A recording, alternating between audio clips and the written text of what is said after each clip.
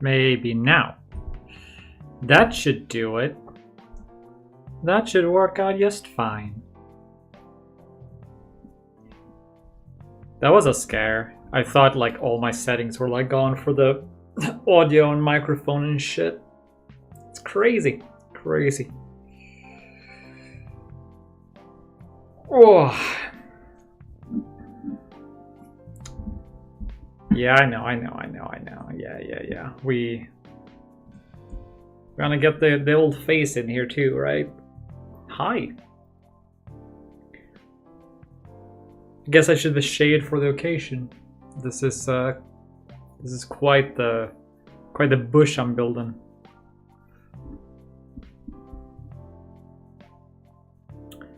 It's been deep in the dev trenches, so it's the result of hard work. Aye.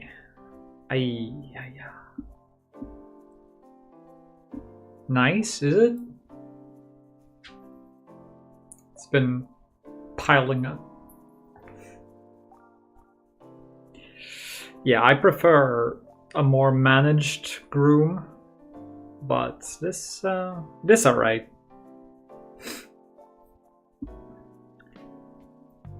Man, where should we start? Where should we start? We have a bunch of wish lists to update with. I can chill out with those for a little bit.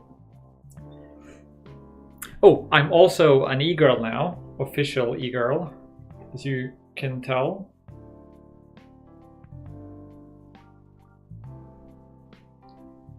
Split in the center. Nice work there. Bot seems to be working. So as you can tell, I'm an e-girl now because I have a pink colored gaming chair. I picked it up as a bargain, you could say. And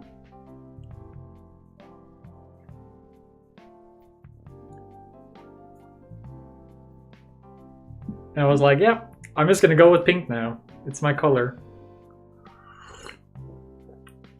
Can you guys imagine? Previously I was sitting on a regular kitchen chair. And that kitchen chair is the most appropriate thing I have sat on to do development for Dynastyr for a good like 2.5 to 3 years. So going from kitchen chair to this is probably like some sort of multiplier to the amount of work I can do. Maybe not a full like ×2, but a good like ×1.5 or something. 1.25 maybe.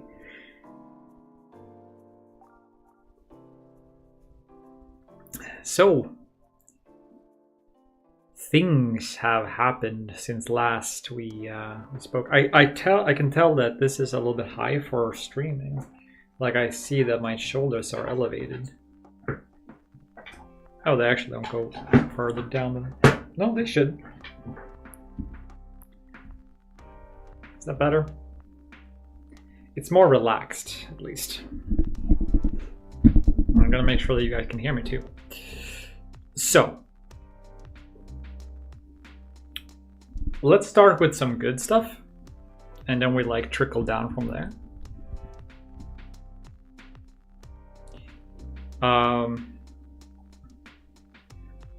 Dynastyr is in a good spot. We're doing good progress.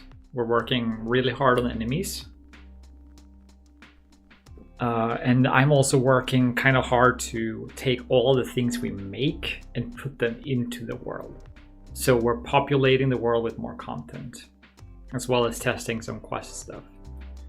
We currently have a outstanding bug or glitch where you can sort of enable, if you enable like a text box that progresses like the text box of someone else. That's not quite the right definition, but it's kind of close. So you activate a text. Well, you activate an item that doesn't have a text. But that means there's like one queued up, if that makes any sort of sense. So that seems to be one of the biggest things we have in the quest system right now, that's putting like a little bit of like a wrench in our testing in our systems. We have an ongoing issue where every now and then a certain chest, you can't activate it. And there's two theories as to why that happens. One of them is that there is a GUID. There's like two things with the same GUID. And once you activate one of them, the other one doesn't work. I probably need to write some sort of like editor tool to grab, well, I do have an editor tool to grab all the chests, but something to grab all of them so I can look at, like, just in an area, look at all the GUIDs and see if any of them are like the same. Maybe for final, we'll just iterate through all of them, all of our chests in the game, and just give them a unique GUID, like from the start.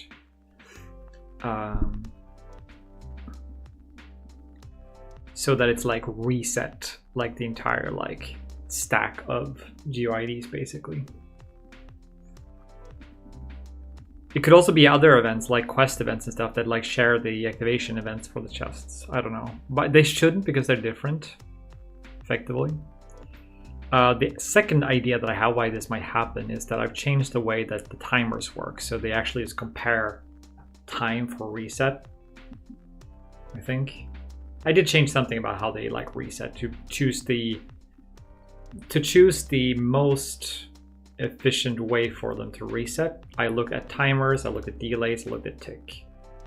Turned out just a regular ass delay was the one that took the least across. If I timed all the chests in the game basically, just having a delay run for that amount of time for them to reset was enough. Like that was the smallest impact over frame time. I think if a tick is set up appropriately, it might be better. Like if you have a tick and you maybe change the frequency of the tick a little bit for the different chests, then those would distribute equally. But a delay isn't like, it's not like it's going to be on point necessarily. It's good enough for our purposes. It doesn't have to be on the microsecond. So, and I think for the cost of that, not the cost, but for the granularity that we need, that's good enough. What else? In terms of project stuff. Yeah, it's quite neat, isn't it? What else is neat is Seek Dev TV's progress on his Souls-like framework. Last time I looked into his latest Reddit post, it was doing very well.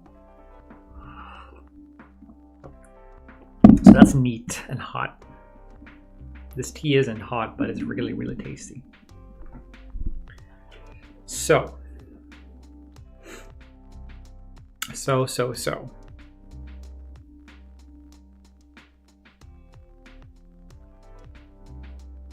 We're tracking like an animation glitch currently, or bug. We don't know what causes it perfectly, but we do know sort of how to work with it. But it would be really nice to check that off the list too, because it stands in our way between us being able to freely take use of having like a separate weapon bone, so you can do like interesting shit with that.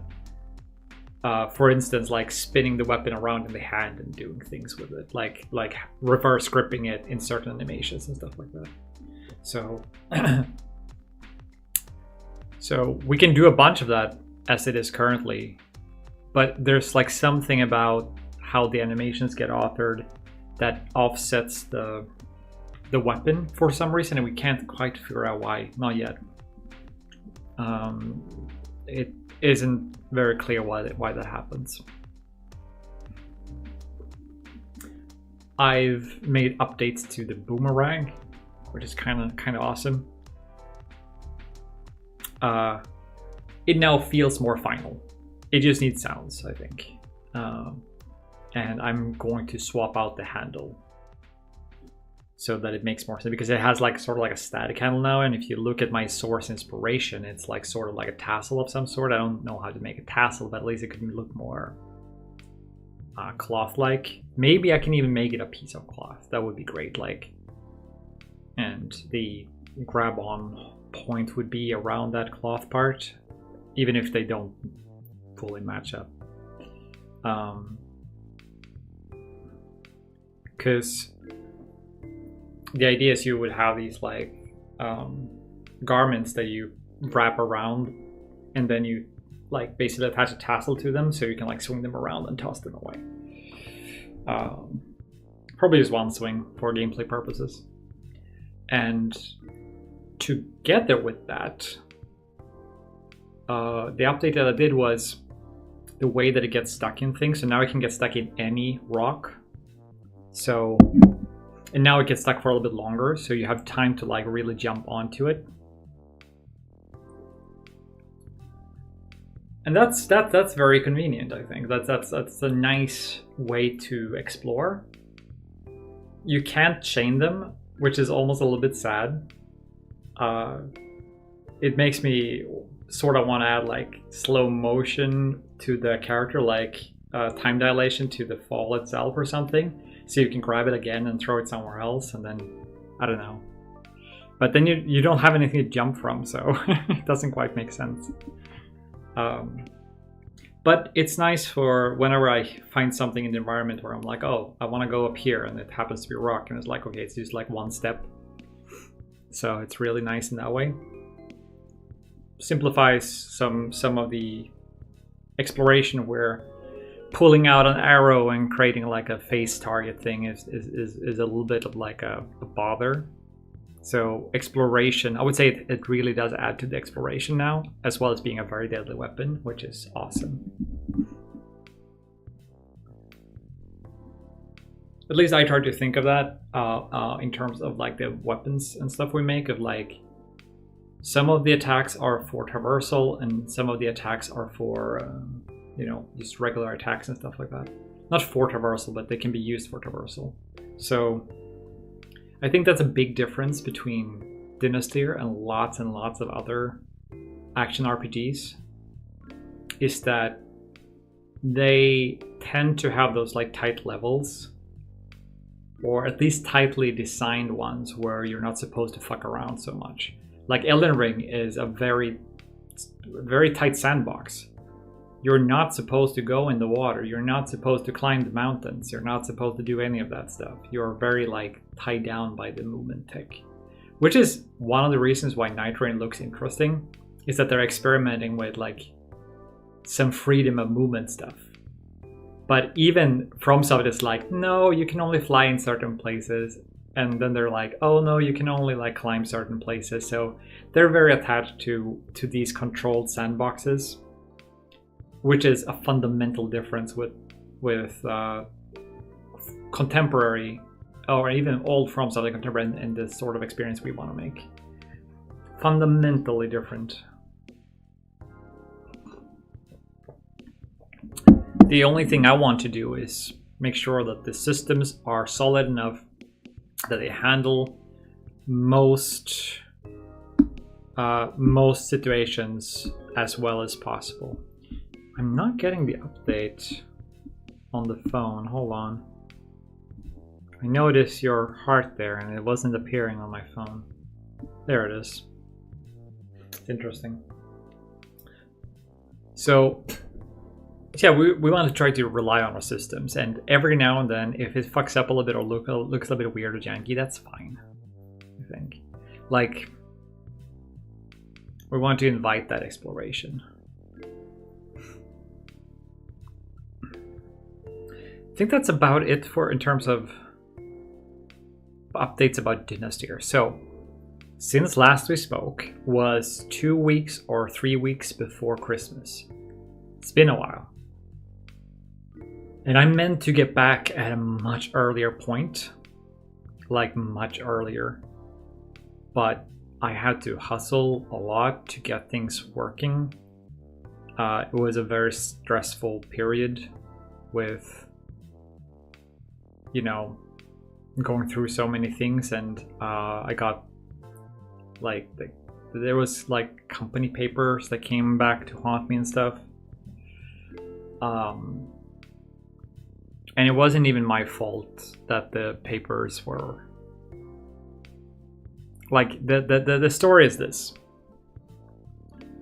The agency we use, they had signed 2 different accounts for us. I don't know why. And I was doing my papers, and I was referencing last year. But last year was cross-referenced on another account. And then as I was doing that, I mixed up what account I was on. And then, so like mixing up, yeah, that you can argue that's on me. But it really shouldn't be a thing to begin with. So I sent in last year's paper. Like I was following the process and I was swapping back and forth, and I had both of them probably, no, I had both of them sort of open at the same time. And I think even I clicked the one that was the one for this year's report for the company, but it brought up the prompt for the other account, because I guess the other one might be signed out or something, timed out or whatever. I don't know. But it brought up the prompt for the other one. And so I clicked the button and it sent the papers in. And then later I got to know, like, hey, you haven't sent in your yearly your yearly report for the company. I was like, what? Like, that's impossible. It took me a while to figure out what it was. And I tried to correct it, but they still sent me a late fee. It's quite substantial late fee. I'm going to combat that, saying I have basically proof that it wasn't on me. Because the company that let me send in this, the agency that let me send these papers, they even gave me a new free, because this costs, every time you do it, it costs money. They gave me a new free round to do it. So they understood the problem, clearly. So that took a lot of energy from me to deal with, and I still have to combat this ruling of the judgment. And then, of course, everything else that happened around time. And I was hustling, I would say, yeah, hustle in the sense, to get to a certain point with the project where we can record new footage. Because we are in we need the new footage for this year. We need to update our Steam page and get that stuff sorted. It's I wouldn't say necessarily overdue, but it's due. Now is the time to get the footage and stuff. And it's kind of close. Like, it's kind of close to the place where we can grab this footage and feel really good about it, I think. Sorting out some of the rough edges and getting as many / all of the enemies to a state where we can show, probably not all of them, but as many of them as makes it into the video. I know that sounds like we didn't plan the video. We have a planned flow, I think, for the video. It's the fair thing to say. There's lots of rooms for happy little accidents, as Bob Ross would say.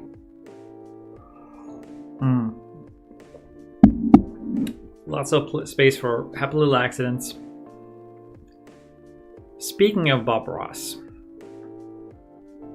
fast forward to 2 days ago, or is it 3 days ago now? It's probably 3 days ago. For some people, Bob Ross was maybe their biggest inspiration in arts. For me, and for Dynastyr, it's probably one of the biggest inspirations. Passed away on the 15th. So on the 15th of January, my dear David Lynch passed away. He was suffering emphysema. So for those who don't know, actually I don't know either, but it has to do with lungs. And David Lynch has been a smoker for his entire life. So it's just another case of bad habit taking away something great from the world way too early. Just why it's so important that we try to keep good habits, you know. Now, you might be wondering, well, David Lynch, he made movies. How does that influence Dynastyr? How does that influence me as a creative person? If you don't know much about David Lynch, then that's understandable. If you know David Lynch, you probably understand the subtle connections here and there. But if you don't know David Lynch, he loves metaphors, abstractions. He loves to experiment, and he loves the creative process, and he loves to understand the nature of ideas and where they come from, and what he can do to find those ideas. Like he wants to find them deeply, so to speak. You'll find him a lot of interviews of him. He's doing like this motion, right? And it's to like nobody ever.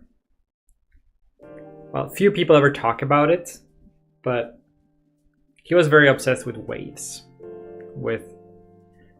And when I say waves, I mean like the type where you drop some water into, well, you drop a drop of water into like a pool, and it creates the waves, right? And it was into the idea of like consciousness as a field. So, and that like he usually talked about fishes being, you know, ideas in the water, and you gotta go like really deep to catch the big ones.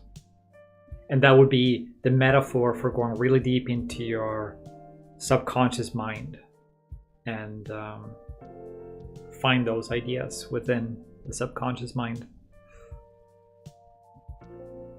So he was a practitioner of transcendental meditation, which is a practice that I employ in my own life. It's the one that gives me the most out of different types of meditations that I do. I have attempted in my life. Who is this? I'm speaking of the auteur, the director, David Lynch, who passed away 3 days ago on the 15th. Is it 4 days ago? Time moves fast.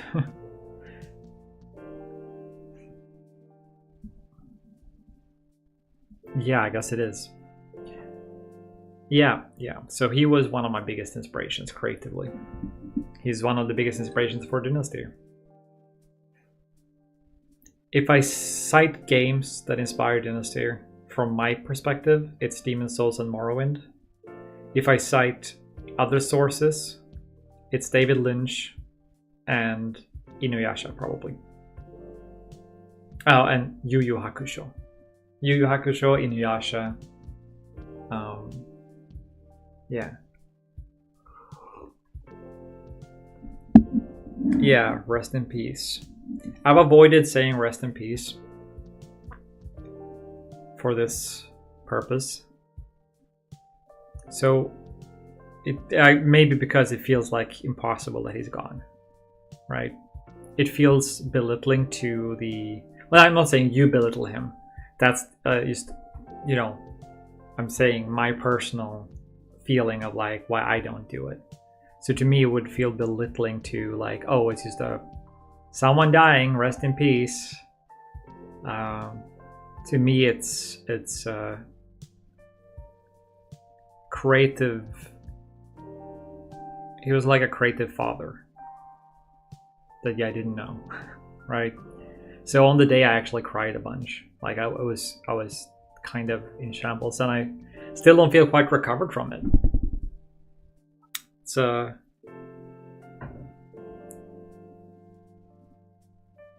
I've felt this way 2 times previously, I would say. That's 3. 2 times previously. So one was when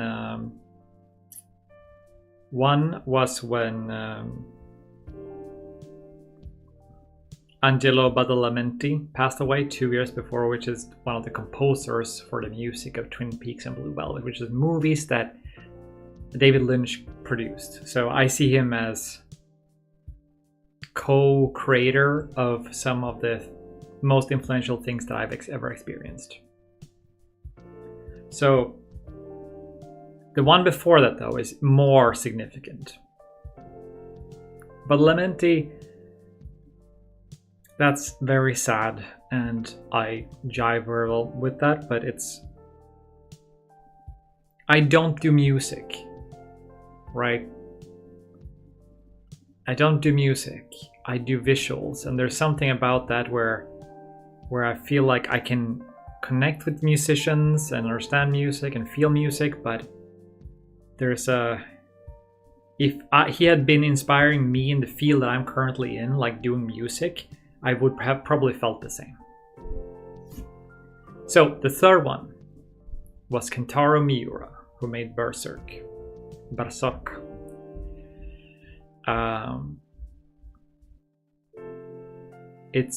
That one is difficult. That one is difficult still to me.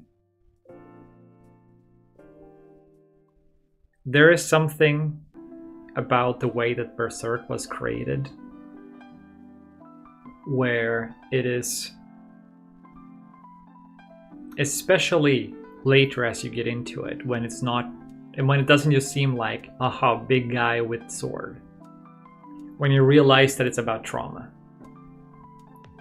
And when you realize that the author, Kentaro Miura, took literally like years to release the manga, to get it to that perfection level, both in the art but also in presentation of the story. That it took years to think about that, to plant everything kind of perfectly in place there. And the resolve to stay with those emotions and not resolve them just suddenly. Because trauma doesn't just go away. Trauma stays with you. And like, it changes you. And even very many years down the line, you know. So that he was able to take that and stay with that, not just like abandon those thoughts along the way and like go for something else that he, you know, found that was like shiny by the wayside. That's so impressive. That's why his work stands like above so many others, I think. That he's, for 20 years, I don't know the exact timeline, more, he had those ideas and he has like pulled through with them. It's baffling. And that says something, and in hindsight, Berserk says something about how I process trauma. So Guts in Berserk is called the Struggler.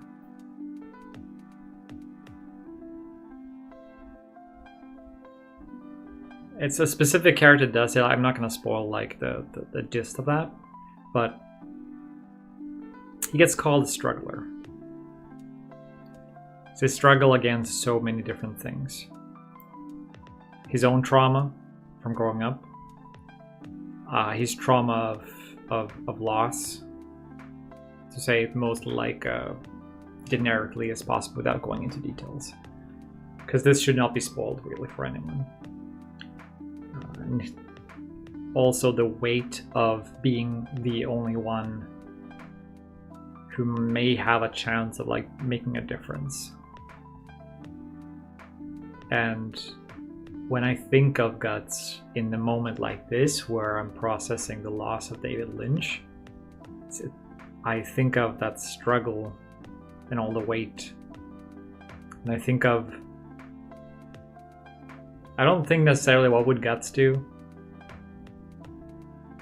but I think about the act of struggling and how life inherently has that struggling aspect to it.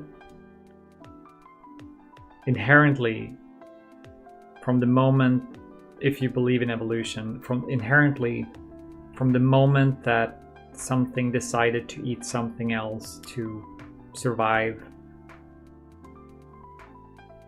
it was a struggle back and forth for the right to mate, the right to food, the right to everything. So there's an inherent part of life that is struggle. And that sort of comes back to what to why I would say why it's so beautiful to be alive in this day and age to some degree, because we have these struggles, but we can also stand together against some of it. We're not alone.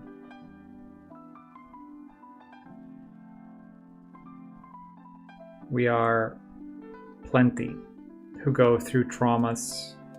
We're plenty who mourn the loss of David Lynch, but we're also plenty who celebrate all that creative energy that has been released into what he would, think of as like a field of consciousness.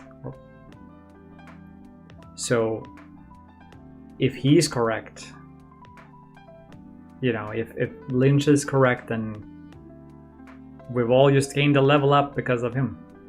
So again, that's kind of powerful. The night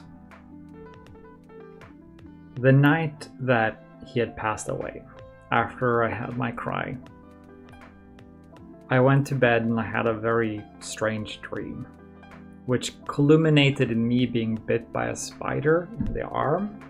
And there was a black sort of goo that kept like spreading across. And I woke up from that and I wasn't feeling afraid. It wasn't like a nightmare in that sense. It was freaky. It was even, you could say, Lynchian to some degree. And I remember distinctly the spider was called a Sika. S-I-K-A. I don't even I don't know why, but it's that dream will stick with me, I think.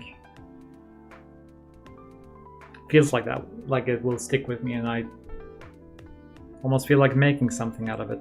Maybe like take a spider and like tattoo a spider here or here with like the black coming out of it.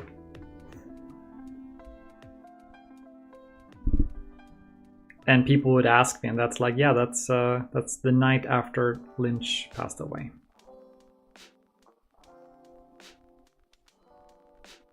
So another strange thing about his passing that I found out today was that he was obsessed with the Black Dahlia murder.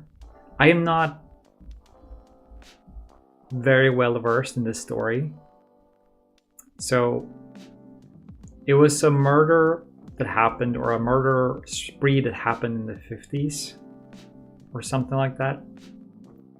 And I don't know if this was a victim or the last victim dying, or it was the murderer himself dying, but on the same day. And Lynch happened to be very fascinated with this murder, and it was the 15th of January. It may have been, according to reports, 14th of January.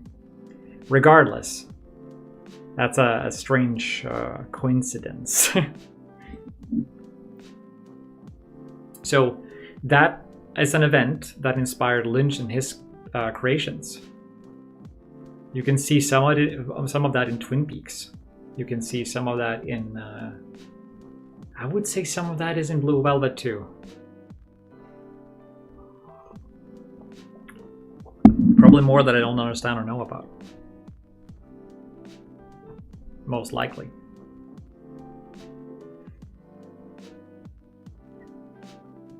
So yeah,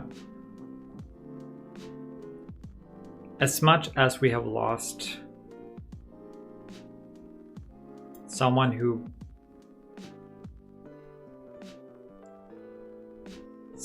was a great inspiration for many, in his passing, let's find that inspiration inside ourselves. And I think that wraps up my thoughts on Lynch for now. I feel like I will have more to say, but for now, let's move on.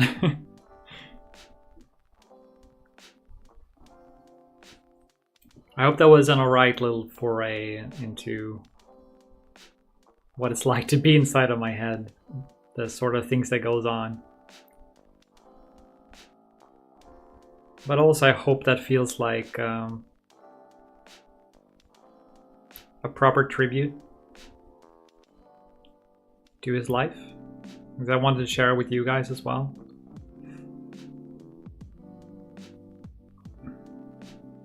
I saw a lot of I saw people upload videos like the day after for like 5 minutes, 7 minutes, 10 minutes of like prepared YouTube content. And I was like, man, I wonder how long I would talk for.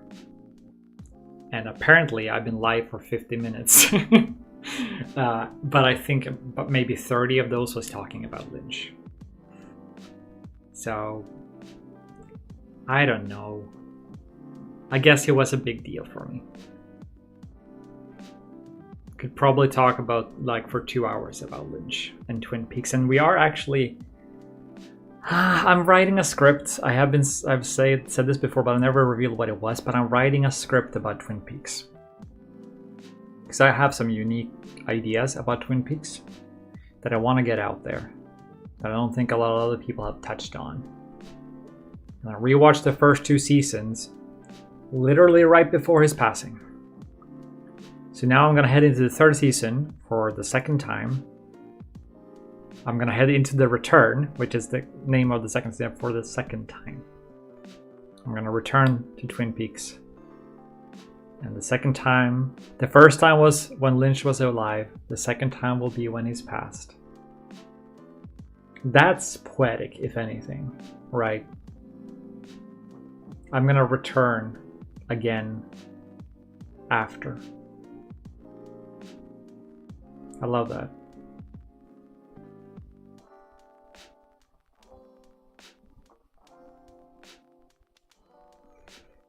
That was my well, I also had like a good event with family celebrating Christmas. I went to see some fireworks on New Year's. Best New Year I've had in a while, I feel. Since last New Year, actually, but the New Year's before that has been terrible. So, that was my Christmas and bits of January tossed in there for good measure. How have you guys been? How was your holidays, Zeke? I'm just gonna sit back and let you guys entertain me now.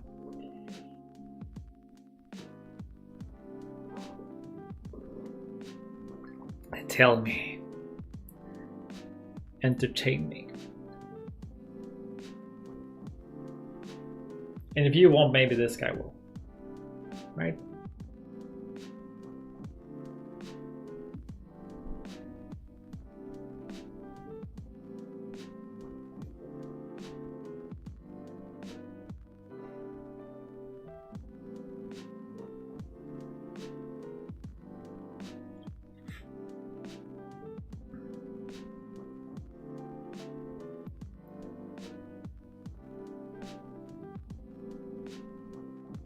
Well, at least we got some nice music.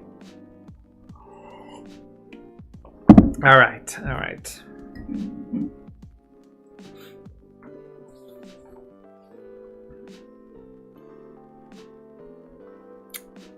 Let's talk a little bit more about projects,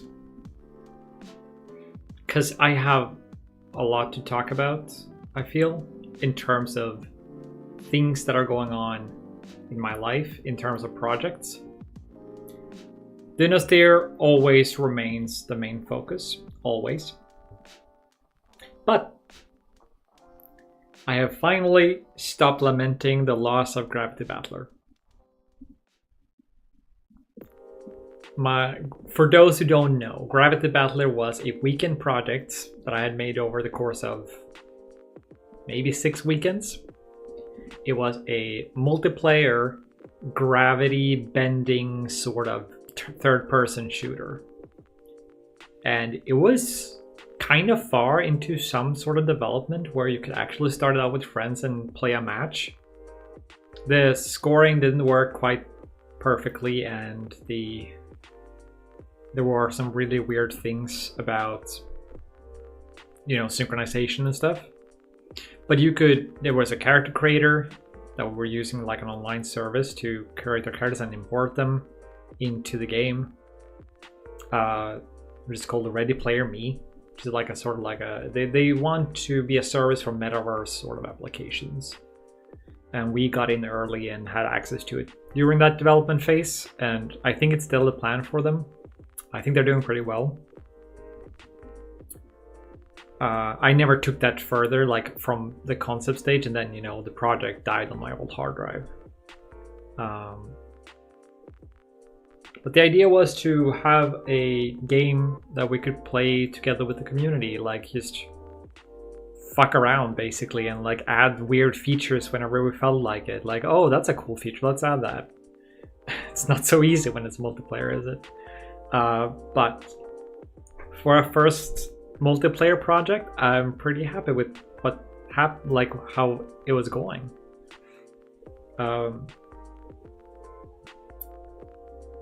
But I have stopped lamenting.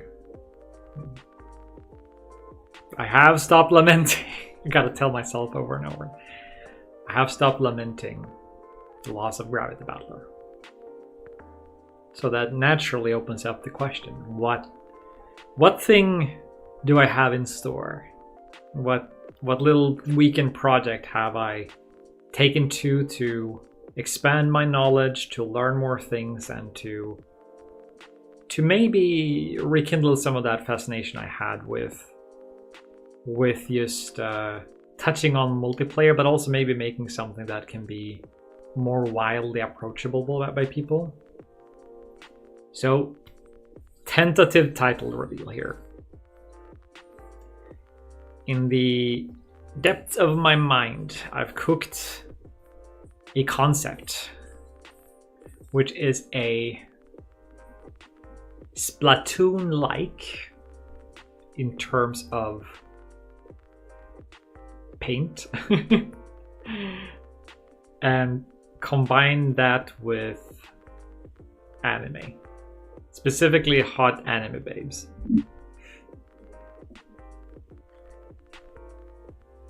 I've contemplated whether I should talk about this openly or just release it. We're about working on Splatoon-like framework? Yes.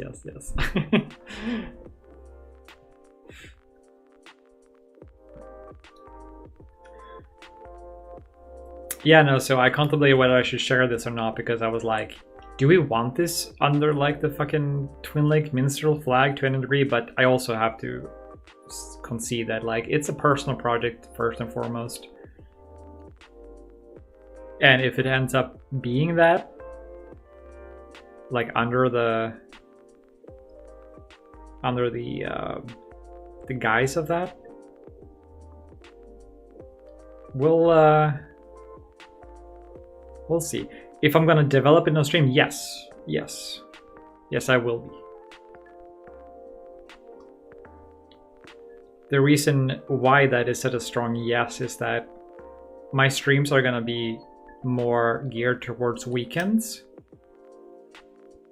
And weekends is when I do my weekend projects. So it sort of just goes hand in hand.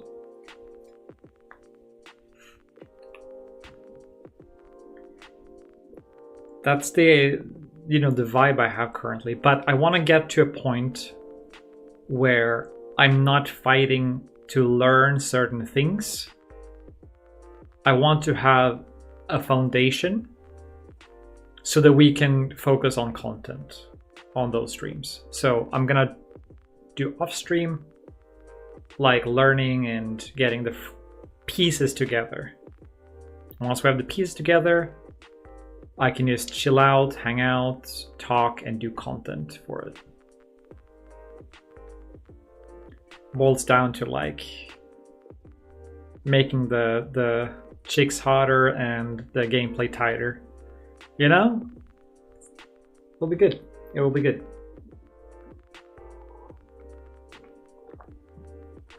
I am not ready to reveal the name of this game yet. Although we have some really good contenders. And I think I'm settled. I'm just not ready to reveal the name of this game yet.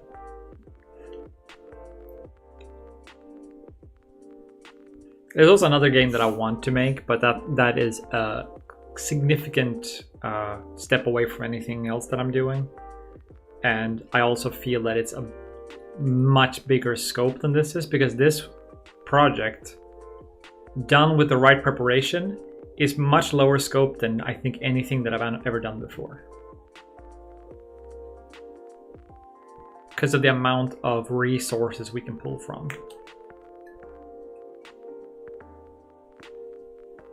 I jokingly said to developer friend that like, yeah, the game's basically done already. You just have to put together the pieces. Now some might say that can sometimes be an entire development cycle by itself. The pieces don't always fit together. Then you gotta like sort of bring out your blowtorch and make new shapes. There's gonna be a bit of blowtorching, I can tell. I can tell.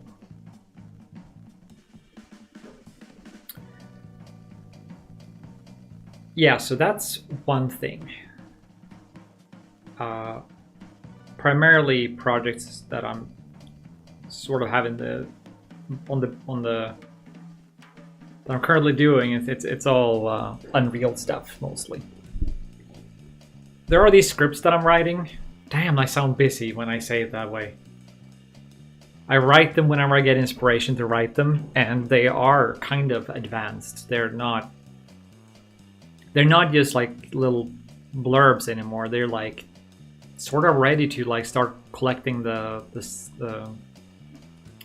footage for them. Yeah, so I really need like a separate hard drive, because footage for things take a lot of space and I don't have a lot of space. So yeah. So aside from that, I'm trying to finish Tact Core, which is my my data-oriented sort of framework.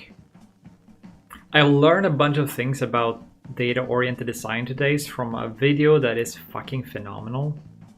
Let me grab the video for you guys.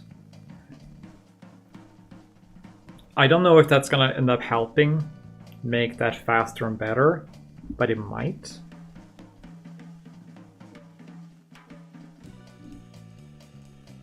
It might. Also, fellow project for a game called Fade. They are running their Kickstarter, I think, right now. Fade is a very cool action RPG project. It's developed by one guy with voice actors. It's very impressive. There's links on the Discord if you want to go check it out. I am, however, grabbing another link.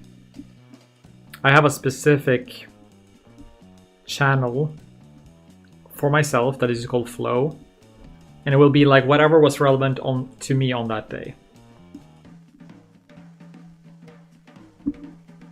So I watched this today, and it's one of the best videos I've ever seen about programming, I think. The link will drop very soon. Soon, TM.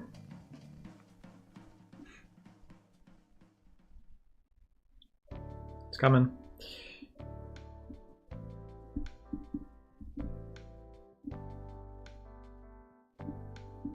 That video taught me more than I've learned in probably years about programming.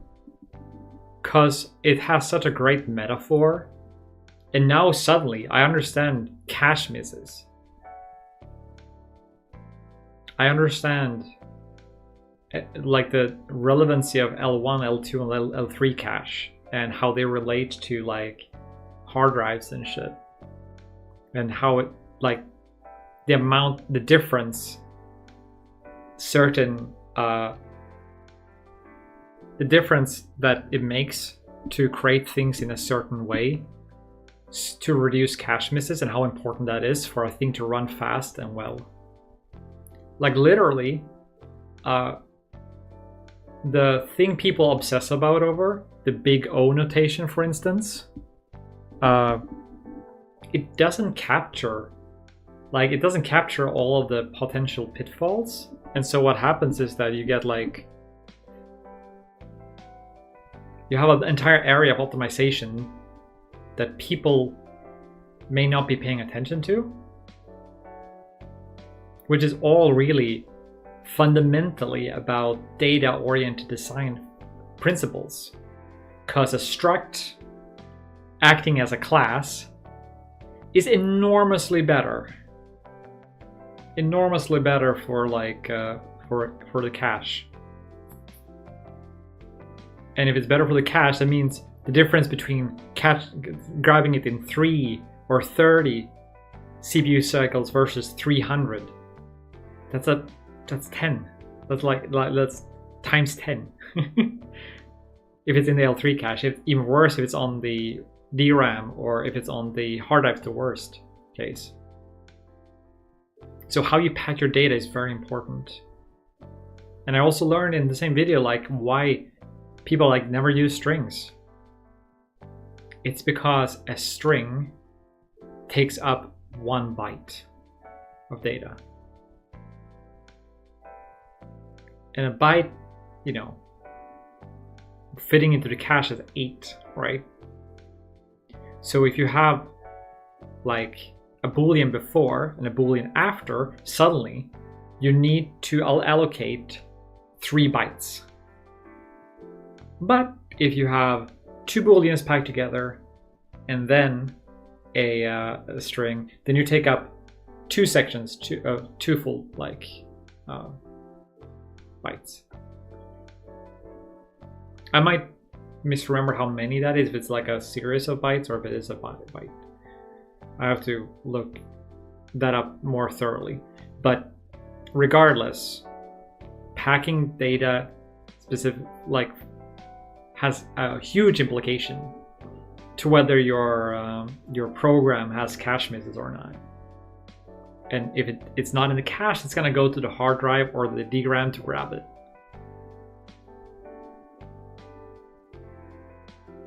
Insane.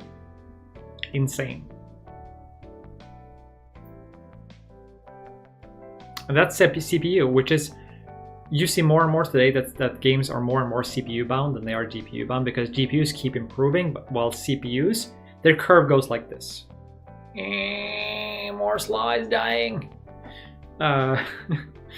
So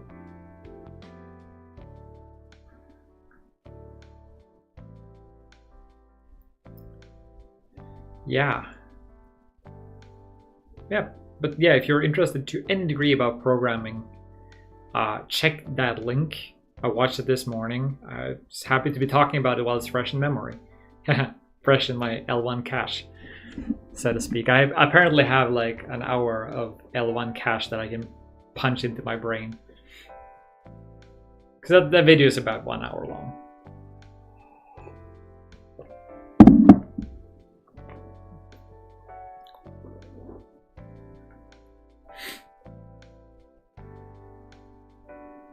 I have no idea what I was like, how I even ended up on this tangent about talking about this video.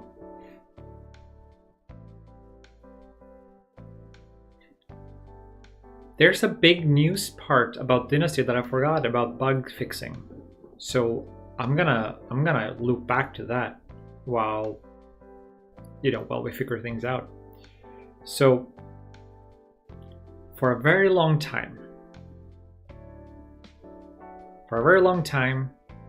we had issues with DLSS. And the issue specifically seemed to stem from, you know, I assumed that it was like a picture-in-picture thing, that it was like rendering to a picture in a picture, and like at certain aspect ratio that was just screwing up the rendering. Turns out it has nothing to do with that. Well, not in the way I thought it had. All it was, we have a specific sharpening algorithm that works on a downsampled frame. If I understand that correctly, it works on a downsampled frame. And when DLSS was running, they were interfering with each other. Like DLSS was doing its sharpening, and this post-process was doing its sharpening. So we just moved to a sharpening that doesn't do any downscaling. We moved back to a previous sharpening method that previously I thought that distant things looked a little bit too sharp when we're using it. And so I wanted that depth sort of sorting for it to like fade it out into depth. But I don't feel that anymore. And I think that's because the world has developed in a way where like the things are separated more nicely just by the world being, you know, more full and more developed, so to speak. All the textures are better filtered and everything. Like it's less jarring in that sense. So this meant that I could finally profile for having DLSS running without like the scare that it wasn't running properly. So now it all seems to work. And so I also did some experiments where I went online to find these newer DLSS versions to swap out, and that works fine. I also found versions that make a DLL that looks like DLSS but is SFSR. And that seems to work as well. So we might do versions of Dynastyr that we can release with this alternate DLLs. Because in UE4, if you add FSR as well as DLSS, they crash because they can't work together. Like they can't properly turn each other off and on. We need like a proper programmer to look at that. But in lieu of that, if we have different branches and ship them with the different DLLs, then I think that's fine. If we are allowed to do that, unless that breaks some sort of like, it's named this, so by NVIDIA law, you have to ship it with that.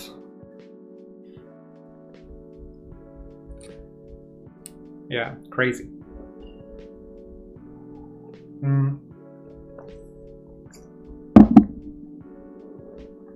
So yeah, we sorted that out.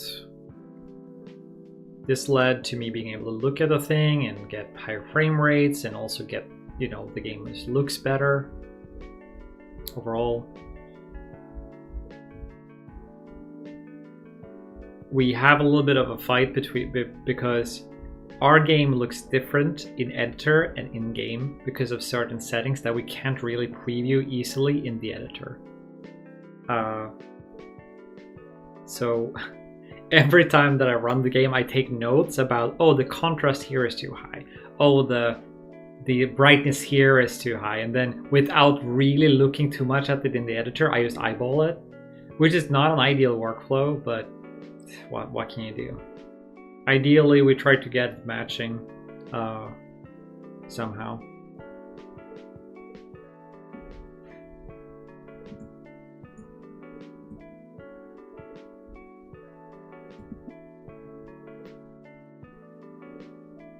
Somehow, we get it working. I also noticed the other day that we had shadows turned on a lot of foliage that we should have had them turned off for. So then I just went and turned off shadows for all of those. There's a few ones that I probably want to like turn on again, but that also frees up a lot of like shadow cache or whatever the fuck it's called. I don't know. I'm not an expert on the lighting area in that sense, in the technical sense. But we're rendering much less granular small shadows in things like the big forests, and we're taking instead the bigger shadows and the like bigger shadow castings, and we add those in there instead, and we rely a little bit more on the ambient occlusion. There's also like a custom sort of ambient occlusion going on where when a foliage is closer to the ground, it will become darker, which adds a fullness to the scene, I feel. So, yeah.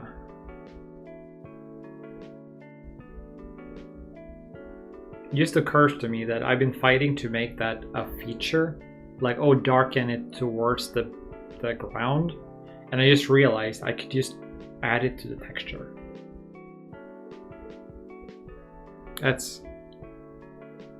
I fought so hard.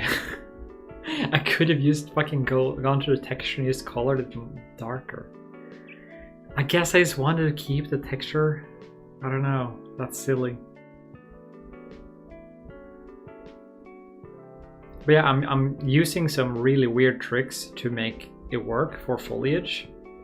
For regular static mesh, it's easier to color something from ground up, from the, from ground up. But it's not as easy for foliage, at least not in UE4. They've added some things in UE5 where it makes it easier to get that gradient.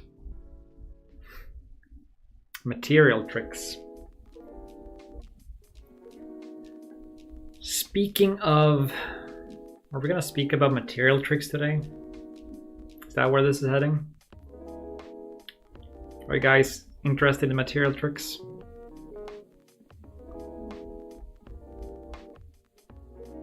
Huh? Punks?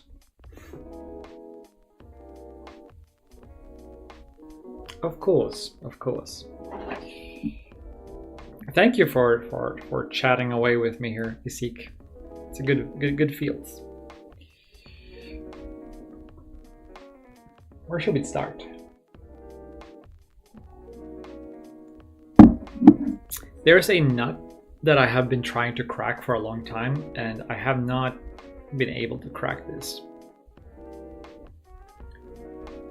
I want all of our icons in Dynastyr, well, not necessarily in Dynastyr. For future projects, I want all of our icons to be from a single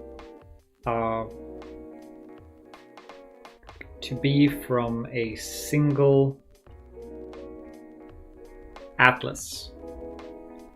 Thank you. They came basically at the same time. So I want them to be from a single atlas. But I don't want to create a material instance for every item, because that's just crazy. Like, at that point you're defeating the purpose of like even having the thing. It feels like you're just like, oh, I'm gonna pay the cost anyways to make all of these draw calls, but what I want to do is draw them in one draw call. So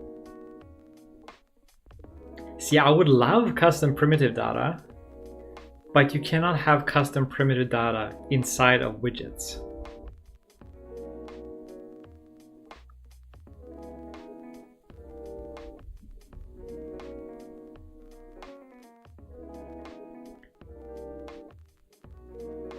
Yeah, I know, right?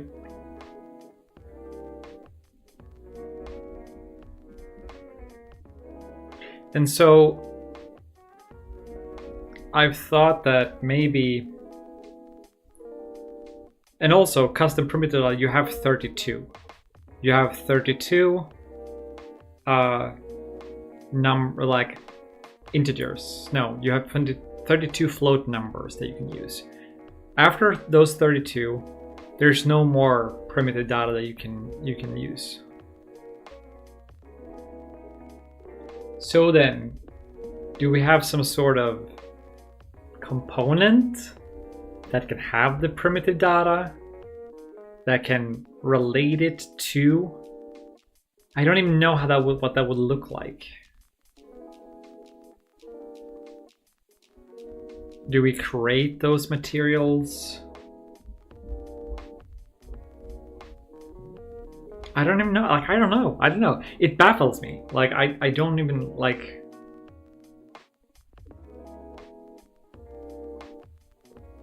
Certainly there are ways to display. Certainly there are ways to display like other ways than just like I figured there might be other ways to display things than we think of, right? If they occupy a specific square, right, and we just map it to, like, if we UV map a specific part of a square, right, and then you move the square, I don't know.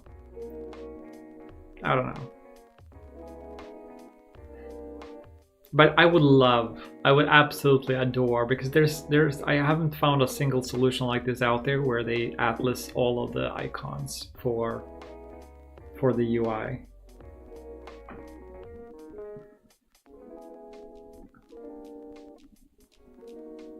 Because I notice when you have lots of icons that if you don't set them to not stream, they will just like be blurry for a while before like fully streaming in, and that's no fun.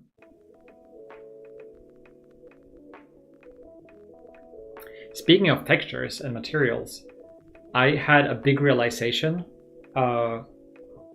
yesterday where I was like, holy shit, I understand finally.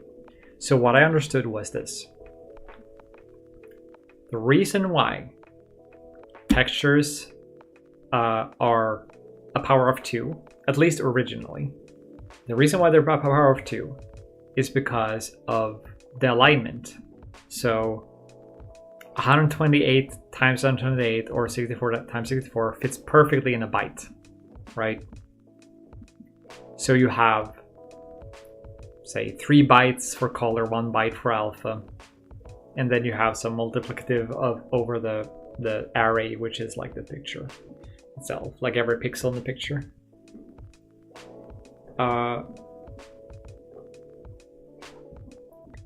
And then suddenly, like, it is clicked, you know, how all this information really is stored, with some variants to like different image types and stuff. But just having the math in my head is like, oh wow, that's how that works. Like, I understand now the correlation, and then this math also helps the GPU do the mipmap halving, and I sort of knew about this one, that it's important for mip mapping. That's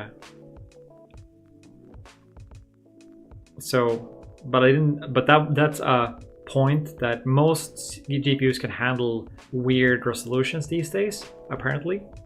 Used to be more a thing in the past, but now it's CPU is the one that mostly would struggle with alignment of the information, of the byte information, apparently. That fascinates the heck out of me. I have this material idea in my head, where you use this old method which is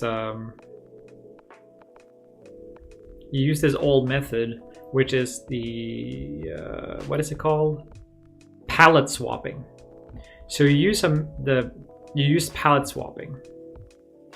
So if you imagine not waves, but you imagine sort of like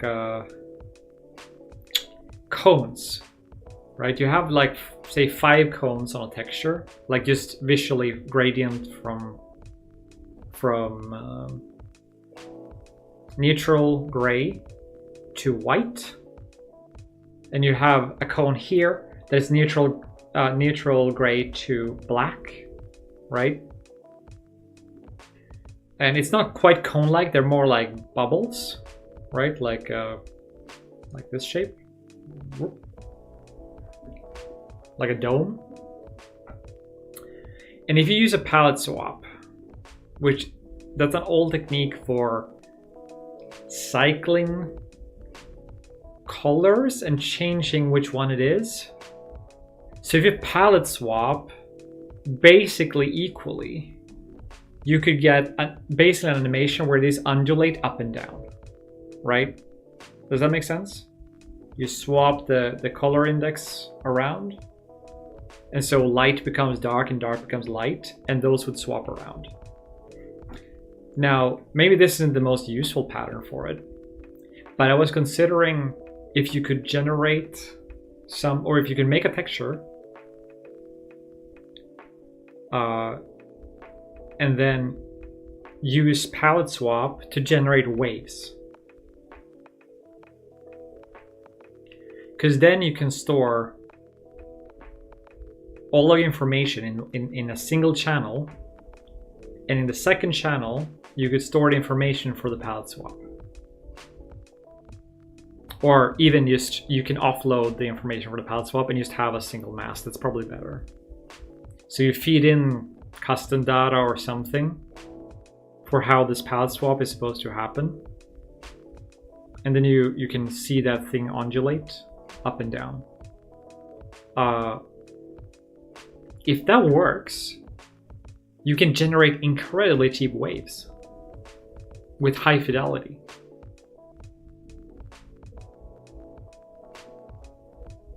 Because you don't need a full texture for it. And you don't need to warp it in any certain way. You basically like, you just tell it like these color indexes, like just I don't know how palette swapping exactly works, but it's incredibly cheap because the Amiga used it a lot for creating water effects and stuff. This is something I've been wanting to bring back in style for a long time into the tech art world, is like starting to use palette swaps in modern games. I can even imagine making a fire with a palette swap. Like, you don't need a fucking like flipbook or anything. You can just take those gradients and shift them around.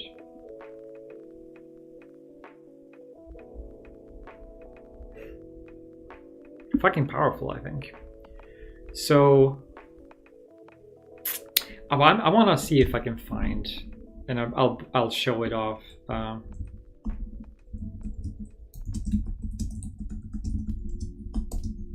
Some example of this. Modern palette swap ideas. That's just swapping to color. Maybe color cycling, sorry. Not palette swap, color cycling. I've been using the wrong term.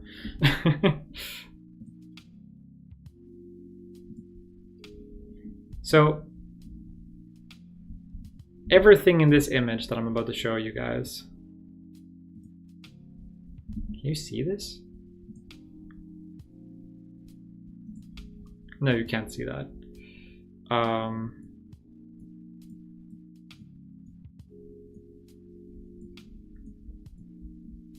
Let me work. I'm cooking, right?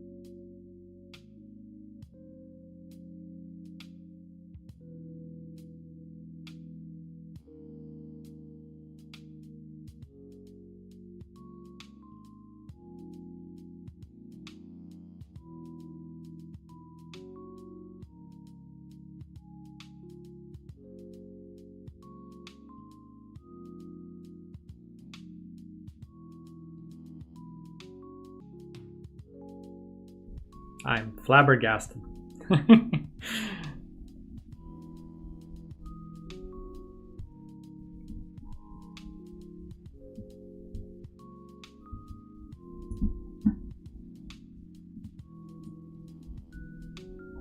Guess who hit the wrong key? This guy. That's very professional. We back? Yeah. Alright, guys. I think, because today I think I'm not going to do any development. I've done so much development today. My head is spinning, and I need to do more for Dynastyr. So, but I need to focus. So, I want to bring you guys up to speed. Once I'm up to speed myself here. Am I talking at the moment? Yeah. Yeah, I am. I disappeared for like a second. I was gone. Oh, did you guys see?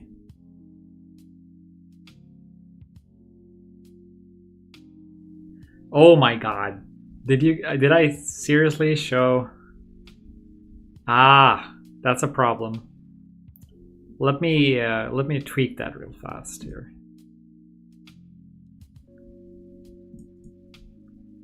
Oh, that's nasty.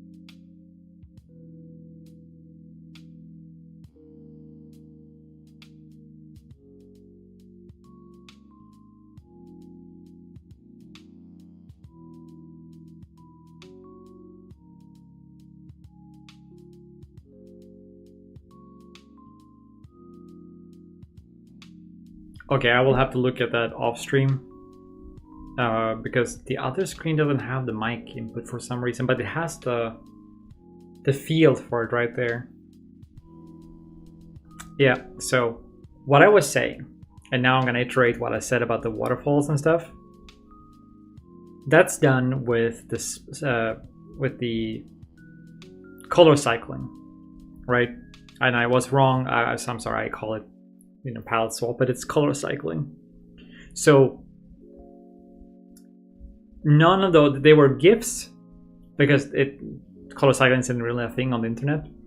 But originally, when they were made just with swapping colors on the palette that image was made with. So those creatures you saw hopping on the screen, that's literally just flipping one color to the blue. So the blue becomes background, and then the other one in the sequence where they were hopping across turns to black. That pixel that they painted in that color turns, or like that index, or like that index of that color. So then they cycle those parts of the palette. So the waterfalls, everything that I showed you there was all palettes, color cycling. So I'm thinking we should be like, I want to find ways to bring this tech back into the current world, because I think there's lots of cool utilizations for it.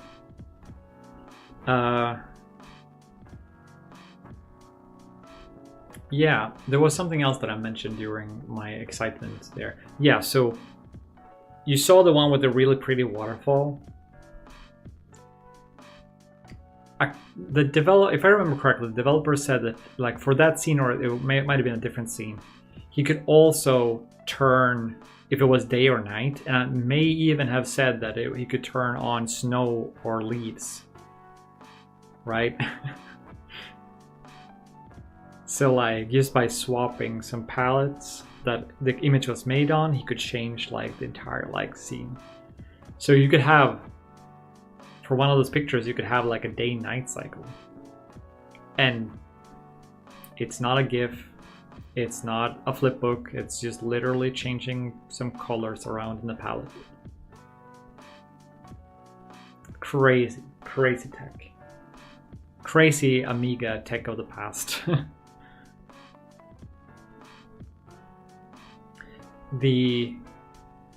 I think the NES also uses a little bit of this color cycle in some projects. it's just a good ass way to cram more out of not much. So imagine now that we have a lot and we can just use it to great effects.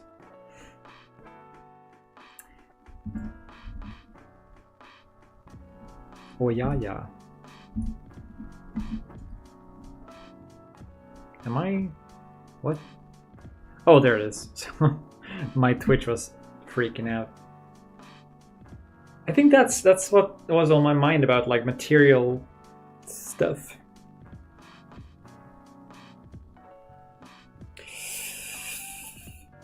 Oh. I hope you guys have enjoyed this little rant today, this little getting back to fashion. I think the last thing that we should talk about today is what the future here is going to look like. Like I said, I'm going to be developing the new weekend project on stream. I will also probably first should finish TACCore before I do that, which should be pretty close to done. I just found some interesting features that I'm like, I'm gonna put this in, I'm gonna put that in, and thing grows, and then I wanna polish some parts, and yeah, life, you know. But I do need to get that done so I have another little income stream. But I guess the other project might also be an income stream if I can do it within, you know, a short enough period of time, which would be nice. So.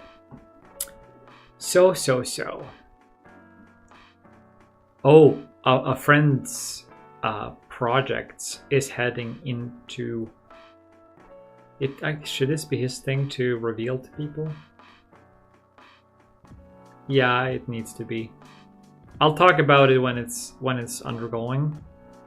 But it has something to do with a friend of mine who's got a project, and there is an upcoming Next Fest, and he's gonna participate, and I'm so excited to know more about that and how that goes, because he's the closest I've got to someone who's gonna go through Next Fest with one of his projects. So like, such an opportunity for me to learn. So now for the future of these streams, I think Sundays is the day. Moving onwards, I will release a new schedule sometime this week. It should probably say the same thing every week, but I'll try to get back to having like being on schedule, so to speak, because that it is helpful.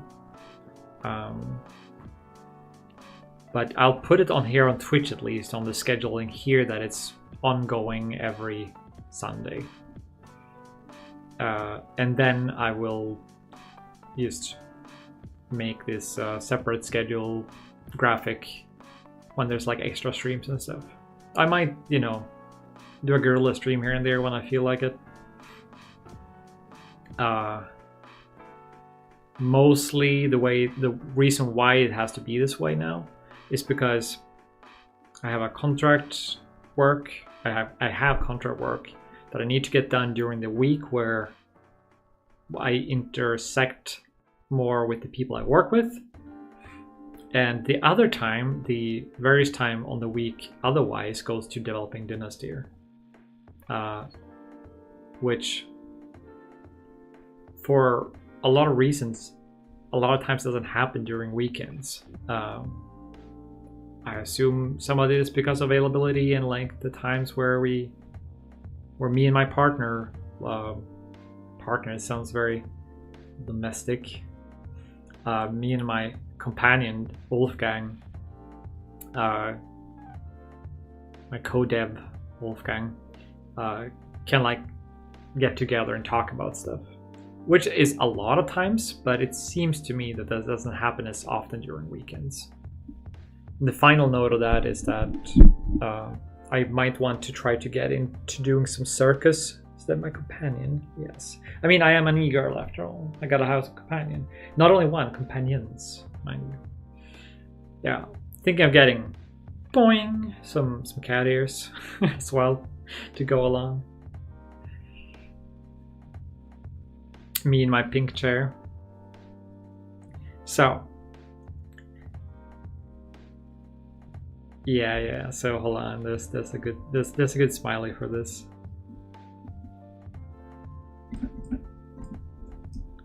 Yeah.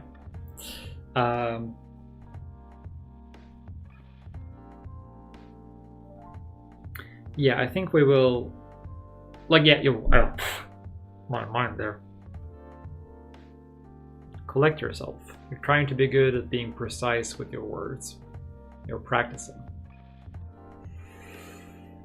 For this practice, you need to think before you speak. Okay. Here goes. I've been meaning to get back to practicing circus. I've been meaning to get back to some sort of exercise, and that absolutely happens during the week. So for the foreseeable future, Sundays is the stream day. I might add more for like a variety of reasons, but that's like the one day where you can put time off to come and visit.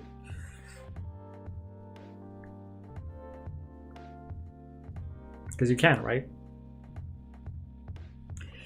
All right, guys. I feel like this has been a high density yap. We went through a bunch of things, so now there's only one part remaining. Only one part remaining to all of this, which is to give you guys an update on the wish lists. And it is not only 1, but also 2, 3, and 4. Since before Christmas, there is now also 5 new, 6 new, 11, 11? 6 and 7. Holy shit, yes, 6 and 7. 8, 9, and we sit at around 360. 9 more to 69. Right before Christmas, we saw a dip of like 7 or 6 wish lists. So I am to believe that around Christmas, people go through their wish lists and they remove things they're not interested in anymore. They're like, oh, it's Christmas, I might pick this up, right? And they're like, ah, what the fuck is this game? I'm gonna remove it. It's never gonna come out anyways. Nice, yeah. Today I feel like, I feel good. I feel really good. Good use of that smiley too. Good. I like them little tomato beings being used. This guy might make it into a smile at some point as well. His name is, he's been my mascot for 7 or 8 years. His name is Kalatum. Kalatum? Kalatum, I guess. I don't know how you pronounce it. But yeah, so that's something to look out for. Like, around Christmas, have some update on your game around before Christmas so that people can look at it and be like, oh yeah, this still has some activity going for it. So like they don't look at it and be like, ah, what the fuck is this? It's never going anywhere. Try to have some sort of like announcement or something. I think that would have helped the little dip, and I imagine that dip being much bigger for bigger projects. So we'll live and leave. We'll live and leave it.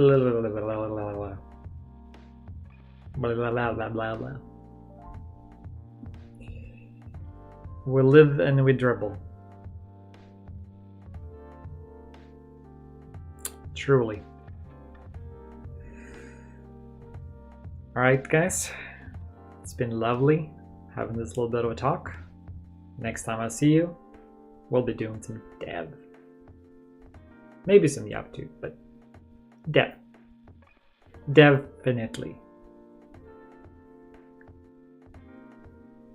Until then, take care and play and enjoy.